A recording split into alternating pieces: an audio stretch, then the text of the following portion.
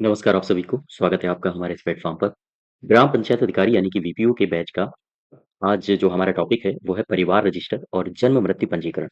ये completely theory class है और इसकी अगर आपको पीडीएफ चाहिए तो आप हमारे टेलीग्राम चैनल से जुड़ सकते हो, ठीक है? वहाँ से आप इसकी पीडीएफ को डाउनलोड कर लीजिएगा और चैनल सब्सक्राइब करिए, वीडियो को शेयर करिए ज़्यादा से ज़्यादा।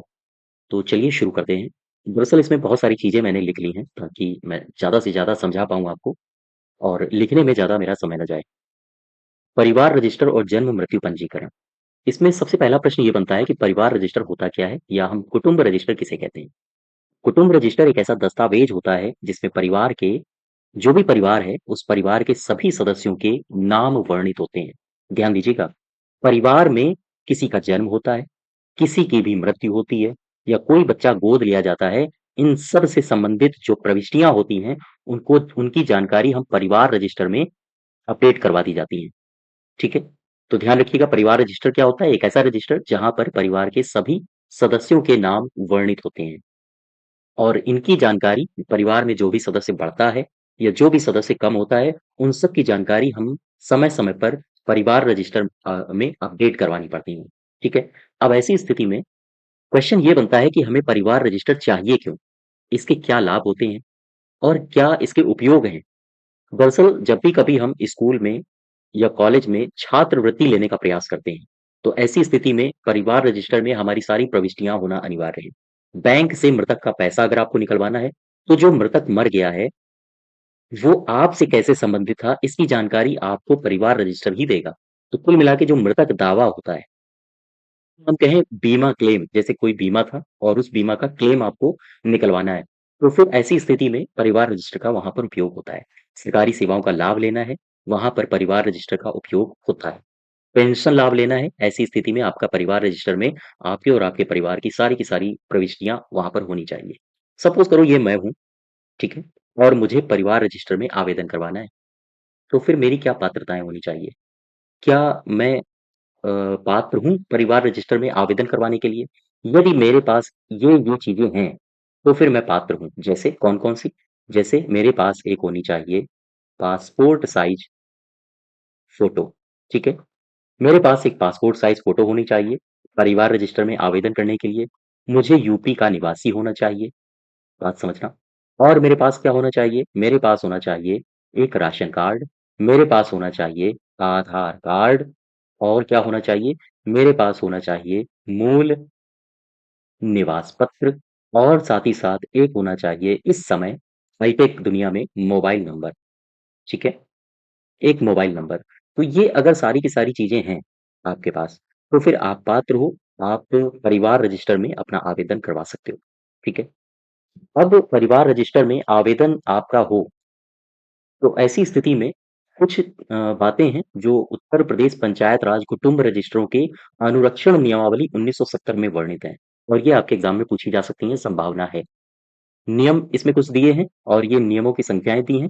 नियम संख्या 2 में क्या वर्णित है, नियम संख्या 4 में क्या वर्णित है और नियम संख्या 5 में क्या वर्णित है। ये 3 नियम आपको याद रखने हैं हर हाल में। तो कौन-सा ये नियमावली है, इसको भी आप याद रखो। उत्तर प्रदेश पंचायत राज कुटुंब रजिस्ट्रों का अनुरक्षण नियमावली 1970, ठीक है? उम, इस 1970 की नियमावली में जो नियम संख्या 2 है, उसमें क्या है? उसमें है कुटुंब रजिस्टर का प्रारूप तथा तैयारी। इसके अंतर्गत क्या होता है? इसके अंतर्गत ग्राम सभा के सभी निवासियों का विवरण कुटुंब रजिस्टर में होगा। ठीक? रजिस्टर में प्रत्येक कुटुंब को एक पेज आवंटित किया जाता है और उसी में उस परिवार की प्रविष्टि दर्ज की जाती है। याद रखिएगा। तो समझो, ये जो उत्तर प्रदेश पंचायत राज कुटुंब रजिस्ट्रों का अनुरक्षण नियमावली है 1970, इसकी नियम संख्या 2 कहती है कि कुटुंब रजिस्टर का प्रारूप तैयार करना। प्रारूप कैसे तैयार होगा? दरअसल इसमें गाँव के सभी निवासियों का विवरण इसी में होता है, ठीक है? रजिस्टर में प्रत्येक कुटुंब को एक पेज आवंटित किया जाएगा और उसी पेज में सबकी प्रविष्टियाँ दर्ज करी जाएँगी और साथ ही साथ इसमें अनुसूचित जातियों के लिए रजिस्टर में एक अलग से अनुभाग दिया जाता है। और ये जो रजिस्टर में जो कुछ भी आप डेटा फीडिंग करोगे, वो सारा का सारा हिंदी में होगा देवनागरी लिपि में। ये भी याद रखिए, संपूर्ण कृत्य देवनागरी लिपि में होते हैं। इसे देवनागरी लिपि हिंदी में तैयार किया जाएगा, ठीक है? अब ज़रा इसमें दूसरा देखो नियम संख्या नंबर 4। नियम संख्या 4 में क्या है? कुटुंब रजिस्टर में त्रैमासिक प्रविष्टियाँ करना। हर 3 माह में इसमें प्रविष्टियाँ की जाएँगी। करेगा कौन? करोगे आप लोग। जब आप सचिव बन जाओगे, ग्राम पंचायत अधिकारी बन जाओगे, तो ये आपकी ज़िम्मेदारी होगी कि हर 3 महीने में इसको अपडेट करना। तो ध्यान दीजिए, ये वही लिखा है प्रत्येक 3 माह में सचिव रजिस्टर को अपडेट करेगा। कौन-सी नियम संख्या के द्वारा? नियम संख्या है 4, ठीक है? रजिस्टर में किसका जन्म होता है, उसकी आप एंट्री करोगे और उसी रजिस्टर से किसकी मृत्यु हो जाती है, उसको आप हटा दोगे, ठीक है? और इस परिवर्तन को ग्राम पंचायत की आगामी बैठक में रखना होता है। आपने कोई रजिस्टर तैयार किया, जिसका जन्म हुआ रजिस्टर में आया, यानी कि उसके नाम की प्रविष्टि आपने कर दी। जिसकी मृत्यु होती गई, उसको आपने रजिस्टर से हटाना शुरू कर दिया। जब आप ये तैयार कर लोगे 3 माह में 3-3 माह में आपको तैयार करना होता है। फिर जब भी कभी आगामी बैठक होगी, तो उसमें ये पूरा का पूरा रजिस्टर रखना होगा, ताकि रजिस्टर में जो भी प्रविष्टियाँ नई की जाती हैं, उनके लिए ग्राम पंचायत कौन-कौन से नई-नई योजनाएँ किस-किस प्रकार से लागू करेगी, उन सब के बारे में हाँ, इसी रजिस्टर के माध्यम से डेटा तैयार किया जाता है, ठीक है? ताकि हमारे गाँव की आबादी कितनी हो गई है, ये प्रधान के समक्ष जानी चाहिए बात। और फिर जो योजनाएँ चल रही हैं, उनको उन तक कैसे पहुँचाई जाए? जैसे मान लीजिए किसी बच्चे के लिए कोई योजना चल रही है, तो फिर जो नए जन्मे बच्चे हैं, उनके लिए वो जो चल रही योजना है, उन बच्चों तक कैसे पहुँचे? इन सब के लिए ये रजिस्टर तैयार करना, मेंटेन करना अनिवार्य होता है, ठीक है? एक नियम संख्या है 5, इसमें क्या है किसी वर्तमान प्रविष्टि का शुद्धिकरण। मान लीजिए कोई आपने डेटा फीडिंग करी, उसमें गलती हो गई, तो ऐसी स्थिति में जो रजिस्टर में शुद्धिकरण होता है, जब आप गलती को सुधारेंगे तो वो कौन-सी नियम संख्या के अनुसार होगा? नियम संख्या होगा 5। तो ऐसी स्थिति में ग्राम सभा का सचिव किसी प्रविष्टि में हुई गलती को ठीक करेगा। तो हुई गलती को ठीक करने के लिए नियम संख्या कौन-सी है? 5वीं। और कौन ठीक करेगा? ये करेगा सचिव, ठीक है? यहाँ तक। अच्छा, अब देखो ज़रा जन्म मृत्यु जो रजिस्ट्रीकरण है, उसकी उपयोगिता क्या है? क्यों हमें आवश्यक है कि जन्म मृत्यु रजिस्ट्रीकरण हम करवाएँ? क्यों? ये सपोज़ करो कोई व्यक्ति है, उस व्यक्ति की पहचान क्या है? इस व्यक्ति का नाम क्या है? इन सब के बारे में अगर आपको जानकारी चाहिए तो जन्म मृत्यु रजिस्ट्रीकरण अनिवार्य है। ये अनिवार्य है कि इस व्यक्ति का जन्म मृत्यु रजिस्ट्रीकरण हुआ हो। इसकी पहचान, इसका नाम, परिवार से इसके कैसे संबंध हैं, इसका जन्म स्थान कहाँ पर हुआ है, इन सब की सूचना हमें प्राप्त होती है कहाँ से? जन्म मृत्यु जब रजिस्ट्रीकरण में इसकी डेटा फीडिंग की जाती है, ठीक है? तो गाँव में या जहाँ भी इसकी डेटा फीडिंग की जाती है रजिस्टर में, वहाँ पर इसके बारे में हमें संपूर्ण जानकारी मिलती है। तो अगर इन सब की जानकारी चाहिए, तो ये ज़रूरी है कि उसका रजिस्ट्रीकरण हो। अच्छा, सपोज़ करो अगर कोई बच्चा है, तो उसे क्या लाभ मिलेगा? जन्म मृत्यु रजिस्ट्रीकरण के लिए उसे प्रवेश में शुल्क प्रवे अ, सु स्कूल में प्रवेश के लिए वो जन्म मृत्यु रजिस्ट्रीकरण करना अनिवार्य है। आयु में आयु को प्रमाणित करने के लिए, रोज़गार प्राप्त करने के लिए, ड्राइविंग लाइसेंस बनवाना है, तब भी उसे इसकी आवश्यकता पड़ेगी। विवाह अधिकारियों के लिए उसे आवश्यक है कि वो जन्म पंजीकरण अपना करवाए, ठीक है? स्कूल में प्रवेश लेना है, तब भी उसे जन्म पंजीकरण अपना करवाना होगा। आयु को प्रमाणित करवाना है, तब भी उसे अपना जन्म पंजीकरण करवाना होगा। ड्राइविंग लाइसेंस बनवाने के लिए जन्म पंजीकरण की आवश्यकता होगी। तो ये कई सारे लाभ हैं, जिन लाभों को देखते हुए ऐसा लगता है कि हमें वाक़ई में जन्म पंजीकरण कराना अनिवार्य है। मृत्यु पंजीकरण आवश्यक क्यों है? किसी व्यक्ति की मृत्यु हो जाती है, तो ऐसी स्थिति में पंजीकरण क्यों आवश्यक है? ताकि उत्तराधिकार सिद्ध करने में कोई कठिनाई ना हो। उसके कौन-कौन उत्तराधिकार हैं? संपत्ति पर क्लेम कैसे हो? बीमा क्लेम के लिए मृत्यु पंजीकरण काफ़ी आवश्यक है। सामाजिक सुरक्षा में मृत्यु पंजीकरण आवश्यक है और सामाजिक सुरक्षा में मिलने वाले लाभ के लिए जो हम दावा करते हैं, उन दावों के लिए आवश्यक है कि मृत्यु पंजीकरण कराया जाना चाहिए, ठीक है?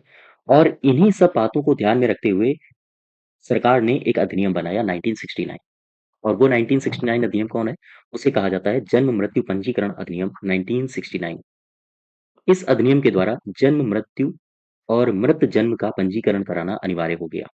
ध्यान दीजिएगा, जन्म मृत्यु का पंजीकरण कराना और मृत जन्म का पंजीकरण कराना, ये अनिवार्य हो गया है जन्म मृत्यु पंजीकरण अधिनियम 1969 के द्वारा। भारत के महारजिस्ट्रार की नियुक्ति भी इसी अधिनियम के द्वारा की जाती है और करता कौन है? ये करता है केंद्र सरकार, ठीक है? और ये कुछ फैक्चुअल डेटा हैं जो आपको पता होने चाहिए, मोस्ट इम्पोर्टेंट बना के मैंने लिख दिया है। इसी महारजिस्ट्रार ने ये जो महारजिस्ट्रार है, इसी महारजिस्ट्रार ने रजिस्ट्रीकरण प्रक्रिया के सरलीकरण, कागजी कार्यवाही को कम करने के लिए वर्ष 1999 में मॉडल रजिस्ट्रीकरण नियमावली जारी की है। ठीक है। और अब उत्तर प्रदेश में कौन-कौन सी नियमावली हैं जो जन्म मृत्यु पंजीकरण से संबंधित हैं? इनको आपको ध्यान में रखना है। सबसे पहली बात आप ध्यान में रखो, उत्तर प्रदेश में जो जन्म मृत्यु रजिस्ट्रीकरण नियमावली है, सबसे पहली वो 1976 है। इसके बाद इसी नियमावली में थोड़ा-सा संशोधन किया गया और नई नियमावली जारी कर दी गई सन 2002 में। इसे कहा जाता है उत्तर प्रदेश जन्म मृत्यु रजिस्ट्रीकरण नियमावली 2002। ठीक है। और ये प्रभावी कब हुई? ये लागू कब हुई थी? लागू हुई थी 22 मार्च 2023 को। क्लियर बात? तो ये 2 नियमावलियाँ हैं, इन नियमावली को हाँ, आपको ध्यान रखना है। तो ये नियमावली आपसे पूछी जा सकती है कि कब और कौन-सी नियमावली कब आई थी? अब इसके बाद हम लोग कुछ प्रपत्र देखते हैं। ये प्रपत्र समय-समय पर जारी किए जाते हैं। जन्म मृत्यु की संशोधित प्रणाली में रजिस्ट्रार द्वारा प्रयुक्त किए जाने वाले प्रपत्र। ये रजिस्ट्रार के द्वारा प्रपत्र जारी किए जाते हैं। जैसे एक तरफ मैंने प्रपत्र संख्या लिखी है और उसका विषय। प्रपत्र संख्या 1 में आपसे पूछेगा कि कौन-सा विषय है? तो याद रखिएगा जन्म सूचना प्रपत्र, प्रपत्र संख्या 1 में है। 2 में है मृत्यु सूचना प्रपत्र, ठीक है? 3 में है मृत जन्म सूचना प्रपत्र और याद रखना बड़ा आसान है। पहले जन्म सूचना प्रपत्र है, फिर मृत्यु सूचना प्रपत्र है, फिर जो बच्चे ऐसे जन्मते हैं जो मृत ही जन्मते हैं, ठीक है? यानी जिनका जन्म मृत रूप से होता है, तो उनके उनके बारे में प्रपत्र। फिर जो चौथा है वो है मृत्यु की चिकित्सीय प्रमाणन प्रपत्र, यानी पहले जन्म हुआ, फिर मृत्यु सूचना वाला प्रपत्र आएगा, फिर आएगा जो ऐसे बच्चे जो मृत जन्मे हैं उनका प्रपत्र और चौथी स्थिति में यानी चौथा जो प्रपत्र होगा वो होगा कि चिकित्सीय प्रमाणन प्रपत्र कि इनका अगर जन्म हुआ है तो ये चिकित्सा अधिकारी देगा इसका साक्ष्य, ठीक है? तो मृत्यु की चिकित्सीय प्रमाणन प्रपत्र किस प्रपत्र संख्या में है? प्रपत्र संख्या है 4। जन्म प्रमाण पत्र, ये प्रपत्र संख्या है 5। मृत्यु प्रमाण पत्र, ये प्रपत्र संख्या है 6। जन्म रजिस्टर, प्रपत्र संख्या 7 है। मृत्यु रजिस्टर, प्रपत्र संख्या 8 है। मृत जन्म रजिस्टर, ये कहाँ पर है? ये है प्रपत्र संख्या 9 में। और अनुपलब्धता प्रमाण पत्र, ये है प्रपत्र संख्या 10 में। ठीक है? जन्म की मासिक रिपोर्ट का सारांश, ये 11 में है और मृत्यु की मासिक रिपोर्ट का सारांश ये 12 में है और मृत जन्म की मासिक रिपोर्ट का सारांश ये आपको देखने को मिलेगा 13 नंबर में। तो इसमें बहुत सारी चीज़ें आपको नहीं याद रखनी है। सबसे जो इम्पोर्टेंट वाले पार्ट हैं वो ये हैं। जन्म प्रमाण पत्र, ये है इम्पोर्टेंट। मृत्यु प्रमाण पत्र, इसे आपको याद रखना है, ठीक है? और जन्म रजिस्टर और मृत्यु रजिस्टर, ये एग्ज़ाम में पूछे जा सकते हैं। तो इसमें से कुछ चुनिंदा हैं जो आपको याद रखने हैं। क्लियर है? और इसके बाद कुछ पद हैं, जैसे भारत का महारजिस्ट्रार, इसकी नियुक्ति कौन करता है? चूँकि ये जन्म मृत्यु रजिस्ट्रीकरण से संबंधित पदाधिकारी हैं, तो ऐसी स्थिति में इनके संबंध में क्वेश्चंस बनाए जा सकते हैं। भारत का जो महारजिस्ट्रार होता है, इसकी नियुक्ति केंद्र सरकार करता है। काम क्या है इसका? ऐसे राज्य जहाँ पर अधिनियम का विस्तार हो। कौन-सा अधिनियम? ये 1969 अधिनियम की बात कर रहा है। यानी ऐसे राज्य जहाँ पर 1969 अधिनियम का विस्तार है, वहाँ जन्म और मृत्यु के पंजीकरण के विषय में मुख्य रजिस्ट्रारों के क्रियाकलाप के समन्वय और एकीकरण के लिए कदम उठाना और रिपोर्ट केंद्र सरकार को प्रस्तुत करना इसका लक्ष्य है। ध्यान दो, केंद्र सरकार के द्वारा एक बंदा नियुक्त किया जाता है जिसे कहा जाता है महारजिस्ट्रार, ठीक है? और ये महारजिस्ट्रार उन सबसे ऊपर होता है जो राज्य में मुख्य रजिस्ट्रार के तौर पर नियुक्त किए जाते हैं। तो याद रखिए ये मुख्य रजिस्ट्रार जो अपनी रिपोर्ट बनाते हैं, वो रिपोर्ट सब सौंपते हैं इस महारजिस्ट्रार को, ठीक है? और फिर ये इन सब की रिपोर्ट के द्वारा एक अपनी रिपोर्ट बनाता है, फिर उसे सौंपता है केंद्र सरकार को, ठीक है? तो वही यहाँ पर लिखा है कि ऐसे राज्य जहाँ-जहाँ पर ये वाला अधिनियम विस्तारित है, यानी लागू है, वहाँ जन्म और मृत्यु के पंजीकरण के विषय में मुख्य रजिस्ट्रारों के क्रियाकलाप, मुख्य रजिस्ट्रारों मतलब राज्य के द्वारा नियुक्त रजिस्ट्रारों के क्रियाकलाप, समन्वय और एकीकरण के लिए कदम उठाना और रिपोर्ट इनकी केंद्र सरकार के समक्ष प्रस्तुत करना। ठीक है? अब देखो जरा ये मुख्य रजिस्ट्रार क्या होते हैं? इनकी नियुक्ति होती है राज्य सरकार के द्वारा। ध्यान दो, मुख्य रजिस्ट्रारों की नियुक्ति राज्य सरकार करता है। फिर आते हैं जिला रजिस्ट्रार। सबसे ऊपर केंद्र में बैठा है महारजिस्ट्रार। ठीक? ध्यान से समझना। फिर उसके बाद जब आप राज्यों में आओगे तो राज्य में सबसे ऊपर बैठा है मुख्य रजिस्ट्रार। फिर इसके बाद जिला में बैठा है जिला रजिस्ट्रार। जिला रजिस्ट्रार की भी नियुक्ति कौन करता है? राज्य सरकार। इसका काम क्या होता है? मुख्य रजिस्ट्रार के निर्देशन में रहते हुए जिले में जन्म और मृत्यु का अधीक्षण करना। फिर जिला रजिस्ट्रार के बाद एक बैठा होता है राज्य स्तर पर, ये राज्य सरकार इसकी नियुक्ति करती है। फिर एक बैठा होता है बंदा जिसका नाम है रजिस्ट्रार। ये कहाँ बैठा होता है? ये बैठा होता है नगर पालिका में, पंचायत में, अन्य स्थानीय प्राधिकारी की दशा में। किसी भी कर्मचारी को रजिस्ट्रार के तौर पर राज्य सरकार नियुक्त कर सकती है। ठीक है। अब एक बात समझो, एक रजिस्ट्रार का जो कार्यालय होता है ना, इस रजिस्ट्रार का जो कार्यालय होता है, वो उसी स्थानीय क्षेत्र में होता है जहां पर इसकी नियुक्ति होती है। ठीक है। तो ये आप एक पॉइंट चाहना तो बना के लिख लेना। यानी कि प्रत्येक जो रजिस्ट्रार होगा उसकी नियुक्ति कहाँ होगी? जहां पर इसका कार्यालय कहाँ होगा? जहां पर उसकी नियुक्ति होती है जिस क्षेत्र में, वहीं पर उसका एक कार्यालय होता है। अब जरा देखो उत्तर प्रदेश जन्म मृत्यु रजिस्ट्रीकरण नियमावली 2002 के बारे में। उत्तर प्रदेश जन्म मृत्यु रजिस्ट्रीकरण नियमावली 2002। ठीक। इसमें हमें दो तीन धाराएं याद रखनी है जो आपके एग्जाम में पूछी जा सकती हैं। कौन कौन सी हैं? नियम संख्या 2 का 1 का छा। ठीक है। इसमें क्या दिया है? इसमें दिया है गर्भावधि का समय कितना होता है? 28 सप्ताह। याद रखिएगा इसको। हाँ, ये इंपॉर्टेंट है, आप इसको याद रखिएगा। अच्छा, धारा 4 के 4 में क्या दिया गया है? धारा 4 के 4 में कहता है कि मुख्य रजिस्ट्रार प्रतिवर्ष राज्य सरकार को अपनी रिपोर्ट प्रस्तुत करेगा। याद रखिएगा। धारा 4 का 4 नियमावली 2002 के तहत कहता है कि मुख्य रजिस्ट्रार जो भी होगा जिसकी नियुक्ति राज्य सरकार करती है, वो प्रतिवर्ष राज्य सरकार को अपनी रिपोर्ट प्रस्तुत करेगा। ठीक है। अच्छा, जन्म मृत्यु की सूचना देने के लिए प्रारूप आदि इनके बारे में प्रावधान आपको कहाँ मिलेगा? जन्म मृत्यु की सूचना अगर कोई देता है, उसके बारे में उपबंध कहाँ मिलते हैं? सपोज करो ये कोई रजिस्ट्रार बैठा है अपने कार्यालय में, इसको सूचना कैसे मिलेगी कि किसी का जन्म हुआ है, किसी की मृत्यु हुई है? इसको कोई सूचना देता है, कोई भी व्यक्ति हो सकता है। ठीक है। तो जब भी ये सूचना देगा तो उसी के बारे में ये प्रावधान लिखा है। धारा 8-9 कहती है कि यदि कोई सूचना देता है तो रजिस्ट्रार का कर्तव्य है कि उस व्यक्ति जो मौखिक रूप से सूचना दे, उसके हस्ताक्षर या अंगूठे का निशान ले ले। याद रहे, ये रजिस्ट्रार बैठा है। कोई व्यक्ति दौड़ता दौड़ता आया और इससे बोला बाबूजी किसी का जन्म हुआ या किसी की मृत्यु हो गई गांव में, तो फिर इस रजिस्ट्रार का कर्तव्य है कि ये इस व्यक्ति का अगर वो साक्षर है तो उसके हस्ताक्षर ले ले, और अगर ये साक्षर नहीं है तो उसके अंगूठे का निशान ले ले। ठीक है। ताकि जानकारी पुख्ता हो सके। बात समझ पा रहे हो आप? हाँ, तो याद रखिएगा ये सारी बातें। अच्छा, इसी नियमावली 2002 में एक धारा है, धारा 8 का 1। ये क्या कहती है?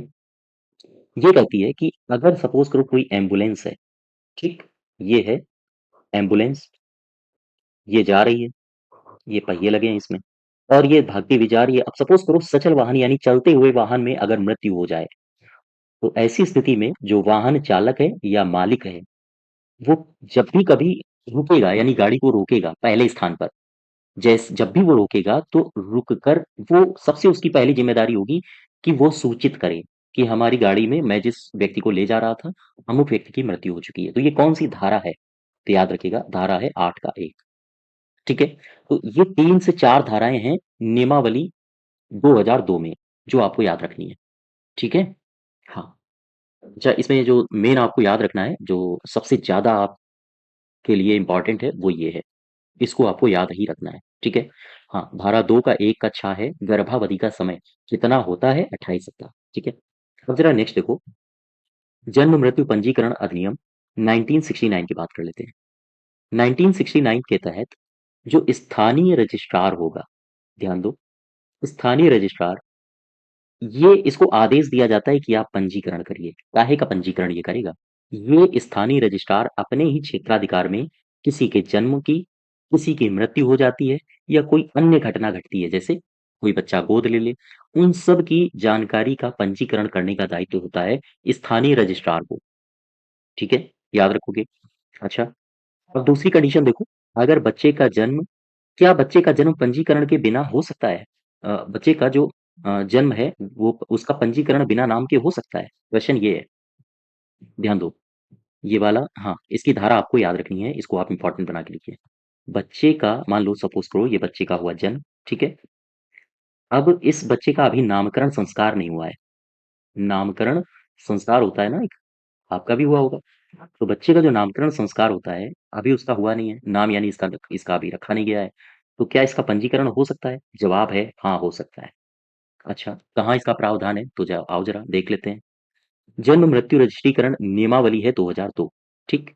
इसकी नियम संख्या एक है 10। याद रखिएगा ये 10।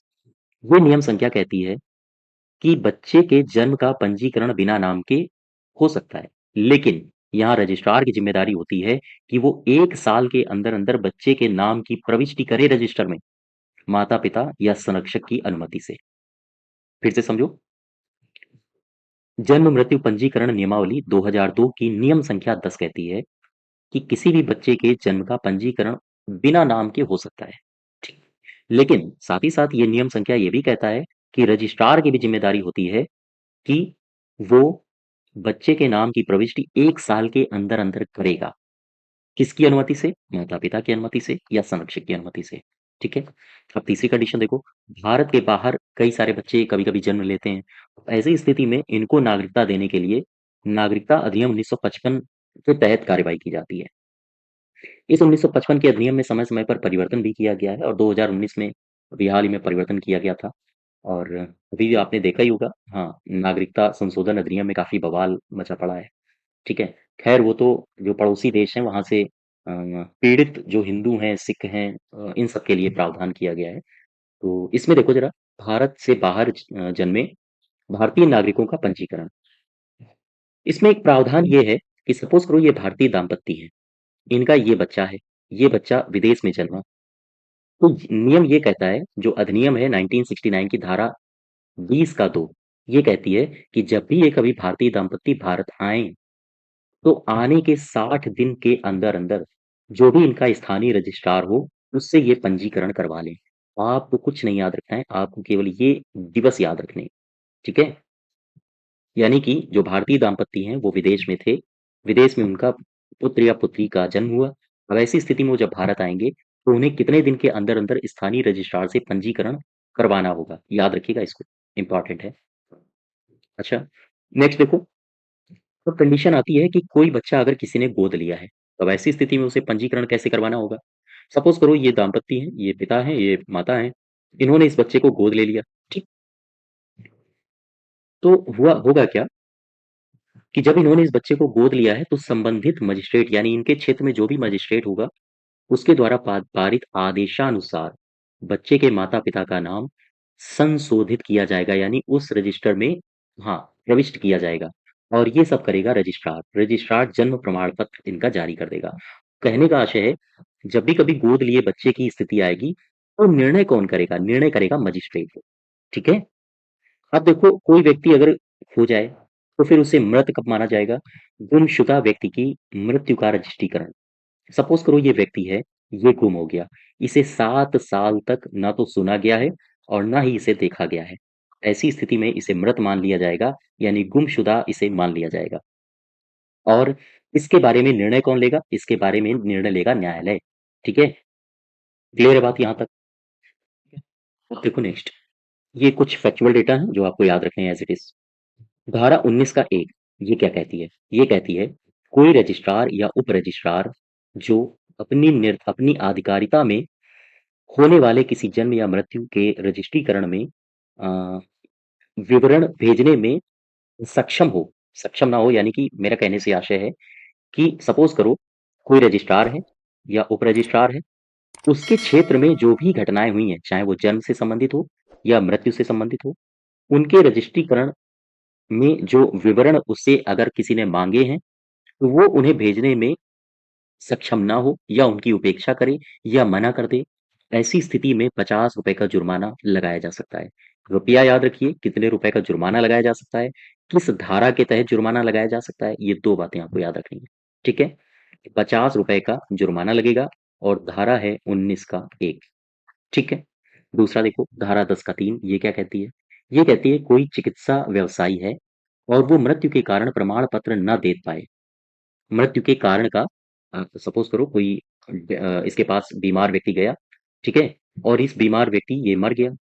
चिकित्सा अधिकारी जो भी होगा, चिकित्सा व्यवसायी जो भी होगा, अगर वो इसकी मृत्यु का प्रमाण ना दे, तो उसे 50 रुपया जुर्माना देना होगा, ठीक है? ये भी याद रखिए, यहाँ से 50 रुपया जुर्माना चिकित्सा व्यवसायी देगा। किस धारा के तहत इससे जुर्माना वसूला जाएगा? 10 का 3, ठीक है। नेक्स्ट देखो, जन्म मृत्यु रजिस्ट्रीकरण के लिए विभिन्न स्तर के अधिकारी कौन कौन से होते हैं। तो ये जो अधिकारी दिए गए हैं, ये अधिकारी होते हैं। जैसे आप जब अपॉइंट हो जाओगे, आपकी नौकरी लग जाएगी, तो ग्राम स्तर पर जो जन्म मृत्यु रजिस्ट्रीकरण करेगा वो आप करोगे, उसे कहते हैं ग्राम पंचायत अधिकारी। ठीक है। तो काफी बड़ा पद है, तो ध्यान रखिएगा। नगर स्तर पर कौन करता है? नगर स्तर पर करता है नगर स्वास्थ्य अधिकारी। जिला स्तर पर मुख्य चिकित्सा अधिकारी, यही सीएमओ होता है। ठीक है। और मंडलीय अपर निदेशक इसके ऊपर होता है, और सबसे ऊपर जो राज्य का अधिकारी होता है वो होता है मुख्य रजिस्ट्रार। ठीक है। अब अभी हाल ही में ये करंट की घटना है, जन्म मृत्यु पंजीकरण विधेयक आया है 2003। ठीक। तो इस विधेयक में संशोधन कुछ किया गया था। 1969 का जो विधेयक था, उसमें कुछ संशोधन किया गया था, तो उसकी जो विशेषताएं हैं वो आप यहाँ पर देख लो, क्योंकि यहाँ से प्रश्न पूछा जा सकता है, ये करंट का टॉपिक है। बिल की विशेषताएं क्या है? जन्म मृत्यु का डेटा तैयार करना। कौन तैयार करेगा? राज्य स्तर पर मुख्य रजिस्ट्रार तैयार करेगा, और क्षेत्रीय स्तर पर रजिस्ट्रार तैयार करेगा। ध्यान दो, राज्य स्तर पर मुख्य रजिस्ट्रार जन्म और मृत्यु का डेटा बनाएगा, और स्थानीय क्षेत्राधिकार में रजिस्ट्रार को ये जिम्मेदारी दी जाएगी कि वो जन्म और मृत्यु का डेटाबेस तैयार करे। ठीक है। इलेक्ट्रॉनिक या अन्य रूप से प्रमाण पत्र प्राप्त करने का प्रावधान होगा। माता पिता और सूचना देने वाले का आधार विवरण आवश्यक होगा। इस पॉइंट में काफी बहस छिड़ी थी जब ये अधिनियम आया था। बहस ये आई थी कि आधार आवश्यक कर रहे हो आप, और ऐसी स्थिति में जब आप आधार आवश्यक करते हो, तो फिर जो हमारे फंडामेंटल राइट्स हैं, कि अगर सपोज करो किसी के पास आधार नहीं है तो उसको शिक्षा का अधिकार से वो वंचित हो जाएगा, जो कि उसका बालक का मौलिक अधिकार है। तो इसमें काफी बहस छिड़ी थी, तो ये पुराना मुद्दा हो गया है। लेकिन आप ध्यान रखो, माता पिता और सूचना देने वाले का आधार विवरण आवश्यक है। ठीक है। अब जो आपके एग्जाम में इंपॉर्टेंट क्वेश्चन पूछा जा सकता है वो ये है, इंपॉर्टेंट, अपील की प्रक्रिया क्या हो सकती है, आओ इसको देखते हैं। और इस पर आपकी नजर सरसरी होनी चाहिए। ठीक है। सपोज करो ये कोई व्यक्ति है, ध्यान दो, ये कोई व्यक्ति है, और ये बंदा रजिस्ट्रार से रजिस्ट्रार से परेशान है, और ये बंदा परेशान है जिला रजिस्ट्रार से। कैसे परेशान है, अभी इसकी चर्चा करते हैं। देखो, रजिस्ट्रार या जिला रजिस्ट्रार की कार्यवाही या आदेश से कोई व्यक्ति पीड़ित है, तो वो कौन कौन से कदम उठा सकता है। सपोज करो आप प्रविष्टि कराने गए जन्म मृत्यु पंजीकरण की, लेकिन जो व्यवहार था या जो आदेश था रजिस्ट्रार का, वो आदेश आपके लिए सूट नहीं कर रहा था, तो ऐसी स्थिति में आप शिकायत कहाँ कहाँ कर सकते हो। देखो, अगर रजिस्ट्रार ने कोई आदेश दिया, पीड़ित व्यक्ति शिकायत कहाँ करेगा? अगर रजिस्ट्रार ने कोई आदेश दिया और वो आदेश आपको शूट नहीं करता है, तो ऐसी स्थिति में आप हो पीड़ित, तो आप शिकायत कहाँ करोगे? आप शिकायत करोगे जिला रजिस्ट्रार के पास। ठीक है। कितने दिन के अंदर अंदर रजिस्ट्रार के पास आपको शिकायत करनी है? 30 दिन के अंदर अंदर, याद रखिएगा, ये इंपॉर्टेंट है, इसे आप याद रखिए। फिर समझो, रजिस्ट्रार के आदेश अगर आपको सूट नहीं करते हैं, या ऐसा लगता है कि ये रजिस्ट्रार के द्वारा दिए गए आदेश हमारे ऊपर बाध्य किए जा रहे हैं, ऐसी स्थिति में आप इस रजिस्ट्रार की शिकायत जिला रजिस्ट्रार से कर सकते हो। ठीक है। रजिस्ट्रार के ऊपर जिला रजिस्ट्रार होता है, और आपको शिकायत करनी होगी जब ये आदेश दे, उस तिथि से 30 दिन के अंदर अंदर। अब जिला रजिस्ट्रार क्या करेगा? जिला रजिस्ट्रार फिर 90 दिन का समय लेगा निर्णय देने में, यानी 90 दिन के अंदर अंदर इसे निर्णय देना होगा। अच्छा, ठीक है, ये तो रजिस्ट्रार हो गया। अब समस्या ये आई कि आप फिर भी पीड़ित बने रहे। सपोज करो जिला रजिस्ट्रार ने कोई निर्णय दिया, वो आपको सूट नहीं किया, तब आप कहाँ जाओगे? जब आप जिला रजिस्ट्रार की के आदेश के द्वारा भी असहमत हो, के आदेश से भी असहमत हो, तब आप शिकायत करोगे उसके आदेश के 30 दिन के अंदर अंदर मुख्य रजिस्ट्रार के पास। मुख्य रजिस्ट्रार कहाँ बैठा है? ये उत्तर प्रदेश राज्य के अधीन होता है। ठीक है। राज्य का सबसे बड़ा अधिकारी। तो आप मुख्य रजिस्ट्रार के पास अपनी शिकायत करोगे, इसके द्वारा दिए गए आदेश के 30 दिन के अंदर अंदर। तो मुख्य रजिस्ट्रार भी बाध्य होगा कि वो 90 दिनों के अंदर अंदर अपना निर्णय दे। ठीक है। तो ये अपील की प्रक्रिया है। तो अपील की प्रक्रिया में आपको 2 या 3 बातें ही याद रखनी, इसके 90 दिन और इसके 30 दिन। ठीक है। और एक खास बात, सबसे इंपॉर्टेंट बात, अभी तक जो भी हम लोग पढ़ रहे थे जन्म मृत्यु पंजीकरण, ये किस सूची का विषय है?